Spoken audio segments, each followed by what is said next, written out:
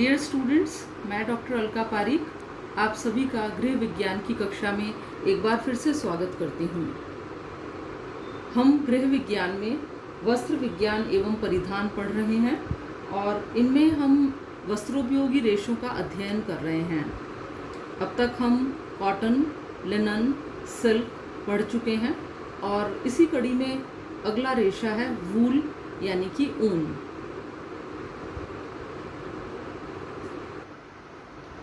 ऊन में हम पढ़ेंगे कि ऊन क्या है और इसको किस प्रकार से प्राप्त किया जा सकता है। प्रकार पढ़ेंगे, किस प्रकार से शीप को रेयर करके या बड़ा करके ऊन को प्राप्त किया जाता है, किस प्रकार उसे फैक्ट्रीज़ के अंदर प्रोसेस किया जाता है, विभिन्न प्रक्रियाएं दी जाती हैं और ऊन के क्या क्या फ़ायदे हैं। जैसा आपको ज्ञात है, ऊन एक प्रोटीन रेशा है क्योंकि यह हमें जानवरों से प्राप्त होता है और इसीलिए इसे जांतव रेशा कहते हैं। इससे पहले हमने रेशम पढ़ा था।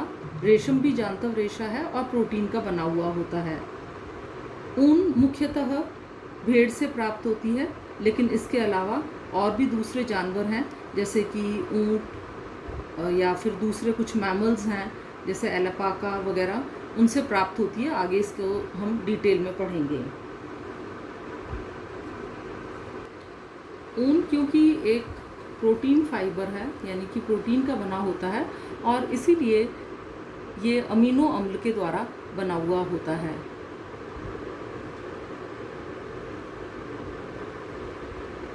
यूनाइटेड किंगडम यानी England, Australia, New Zealand, Argentina, south Africa और यूनाइटेड स्टेट्स, ये ऊन का उत्पादन बेसिकली इन देशों के अंदर होता है, लेकिन इसके अलावा ऑस्ट्रेलिया, भारत आदि देशों में भी ऊन का उत्पादन होता है। यदि हम ऊनी वस्त्रों के इतिहास को देखें तो सर्वप्रथम ऊनी वस्त्र का निर्माण इंग्लैंड में प्रारंभ हुआ था। यहाँ अति प्राचीन काल से ही उत्तम कोटि के ऊनी वस्त्र बनाए गए थे, यानी लगभग 800 AD से बनाए गए थे और यहाँ के जो ऊनी वस्त्र थे वे अपनी सुंदरता, श्रेष्ठता, कोमलता, बारीकी और गर्माहट के लिए विश्व भर में प्रसिद्ध थे। ऐतिहासिक साक्ष्यों से यह भी प्रमाणित होता है कि मेसोपोटामिया में ऊनी वस्त्र का जन्म स्थान था और यहाँ पर अति प्राचीन काल से भेड़ पाली जाती थी और जो गडरिये थे वो मैरिनो जाति के भेड़ों को पाला करते थे और उनसे उत्तम कोटि के ऊन प्राप्त करते थे, जिसे कि मैरिनो वूल के नाम से जाना जाता था। चित्र में भी आप देख रहे हैं कि ऊन बनाने के लिए भेड़ों को पकड़ करके और उनके बाल निकाले जा रहे हैं। 13वीं शताब्दी में स्पेन में ऊन का उत्पादन कार्य प्रारंभ होने लगा और यहाँ का मैरिनो वूल उस समय काफ़ी प्रसिद्ध था। ऐतिहासिक साक्ष्यों से यह भी प्रमाणित होता है कि भारत में सबसे पहले ऊन का उत्पादन कार्य कश्मीर से प्रारंभ हुआ था। कश्मीर का पश्मीना शॉल आज भी अपनी सुंदरता, श्रेष्ठता, उत्तमता, कोमलता और आकर्षक डिज़ाइनों के लिए दूर दूर के देशों में प्रसिद्ध है। अब हम पढ़ेंगे ऊन की प्राप्ति के साधन यानी सोर्सेज ऑफ वूल। ऊन हमें कैसे और कहाँ से प्राप्त होती है। ऊन की प्राप्ति जानवरों की नस्ल, आहार, स्वास्थ्य, देखरेख, पालने की रीति और स्थान विशेष तथा जलवायु पर निर्भर करती है। उत्तम कोटि की ऊन प्राप्त करने के लिए भेड़ों को विशेष प्रकार से पालना पड़ता है। उनके खान पान, स्वास्थ्य, देखरेख आदि पर विशेष ध्यान देना पड़ता है। ठंडे प्रदेशों के भेड़ों से प्राप्त ऊन अधिक नर्म, कोमल और महीन रेशों वाली होती है, जबकि उष्ण प्रदेश की भेड़ों से प्राप्त ऊन के रेशे कड़े, रूक्ष, खुरदरे और तार के समान होते हैं। ऊन की प्राप्ति वैसे तो मुख्यतः भेड़ों से होती है, लेकिन कुछ और जानवर भी हैं जिनके बालों से ऊन बनाई जाती है। ये जानवर हैं ऊँट, खरगोश, हिरण, बकरी, मृग, लोमड़ी आदि।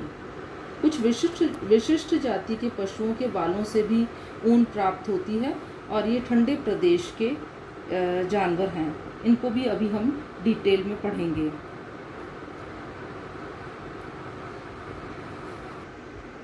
बच्चों, अब हम करेंगे कि किस प्रकार से ऊन की प्राप्ति की जाती है। तो कुछ दुर्लभ जानवर हैं जिनके बालों से ऊनी रेशे प्राप्त किए जाते हैं।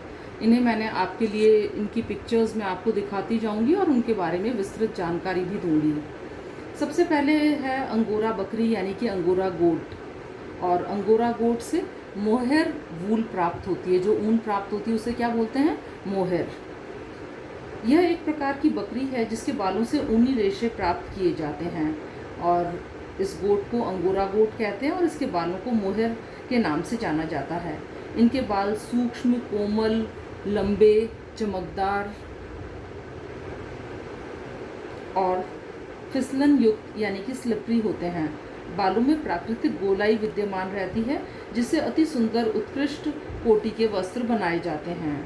अंगोरा बकरी को आज से कई 100 साल पूर्व टर्की में पाला जाता था और इसके बालों से ऊनी वस्त्र बनाए जाते थे, परंतु अब टेक्सास और कैलिफोर्निया में इस बकरी को पाला जाता है। इसके अतिरिक्त संयुक्त राष्ट्र अमेरिका और अफ्रीका में भी इस बकरी के बालों से प्राप्त ऊन से ऊनी वस्त्रों का उत्पादन किया जाता है। दूसरी हम पढ़ेंगे कश्मीरी गोट। चित्र में आप कश्मीरी बकरी यानी कश्मीरी गोट देख रहे हैं। इसके बालों से उत्कृष्ट श्रेणी के ऊनी वस्त्र बनाए जाते हैं।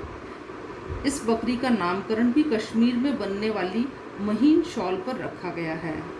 इसके शरीर के बालों से में 2 परत होती है, ऊपरी परत और निम्न परत। ऊपरी परत के कड़े रेशे होते हैं जो कि खुरदरे होते हैं और इनसे कड़े और सख्त रेशों की प्राप्ति होती है, जबकि नीचे की परत से सूक्ष्म, कोमल, चिकने और विक्यूना के बालों के समान बारीक और चमकदार रेशे प्राप्त होते हैं, जिससे कि बच्चों पश्मीना शॉल बनती है।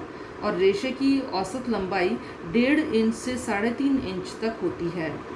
कश्मीरी बकरी हिमालय के तिब्बत क्षेत्र, चीन और विश्व के उत्तर पश्चिमी भागों में पाई जाती है।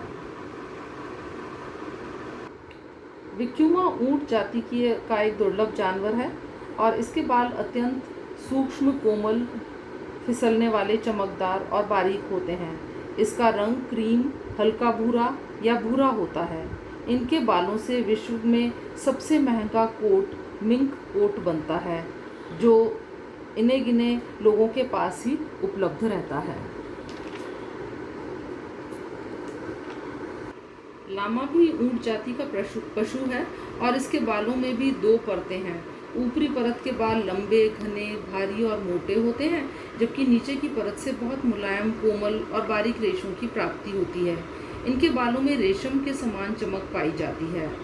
लामा दक्षिण अमेरिका में पाया जाता है। यह जानवर बालों के साथ साथ सामान ढोने के लिए भी प्रसिद्ध है। चित्र में आप अंगोरा रैबिट देख रहे हैं। अंगोरा खरगोश मूलतः फ्रांस में पाया जाता है। इसकी कुछ विशेष जातियां टर्की में भी पाई जाती हैं।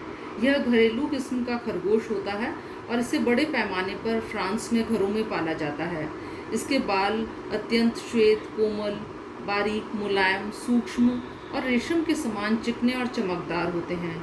इनके बालों से उत्तम श्रेणी के ऊन की प्राप्त की जाती है और इससे बच्चों के गर्म कपड़े बनाए जाते हैं। अल्पाका मुख्यतः पेरू प्रदेश में पाया जाता है। यह जानवर लामा के समान दिखाई देता है, परंतु यह लामा से थोड़ा छोटा होता है। इसके बाल लंबे, कोमल और घने होते हैं। इनके बालों से प्राप्त रेशों की लंबाई 10 से 12 इंच तक होती है और इससे रोएदार वस्त्र और कोट बनाए जाते हैं। तो ये थे ऊन की प्राप्ति के साधन और अगली कक्षा में हम ऊन का उत्पादन पढ़ेंगे। धन्यवाद।